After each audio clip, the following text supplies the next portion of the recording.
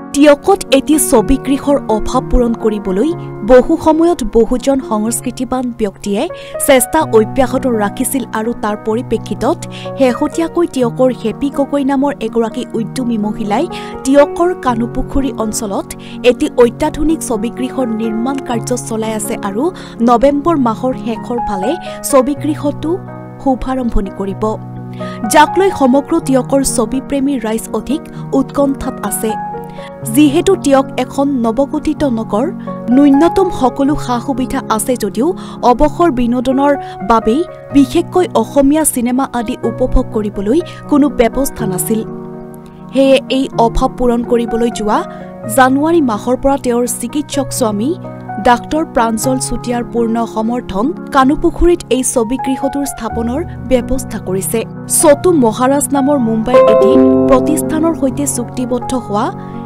100 আসনযুক্ত অত্যাধুনিক এই ছবিগৃহটোৰ প্ৰায় 90% কাম সম্পূৰ্ণ কৰিছে আৰু অতি কম সময়ৰ ভিতৰত বাকি কামবোৰ সম্পূৰ্ণ কৰি এই নৱেম্বৰৰ শেষত ৰৈ ৰৈ বিনালে ছবিখনৰ প্ৰদৰ্শনেৰে শুভাৰম্ভ কৰিবলৈ সিদ্ধান্ত লৈছে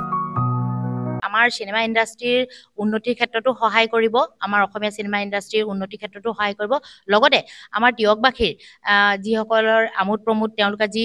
ইচ্ছা হেয়াকো তেওঁলোকে পূৰণ কৰিবলৈ সক্ষম আৰু এইটো এটা ফ্ৰেঞ্চাইজি হয় যেহেতু গতিকে প্ৰজেক্টটো আমি ভাল দেখিলো ভাল পালো আৰু সেই কাৰণে আমি এইটো সাইন কৰিলো যোৱা জানুৱাৰীৰ পৰা এই প্ৰজেক্টটোৰ কাম চলি আছিল কিন্তু হঠাৎ যেতিয়া জুবিন গাৰ্গৰ আমাৰ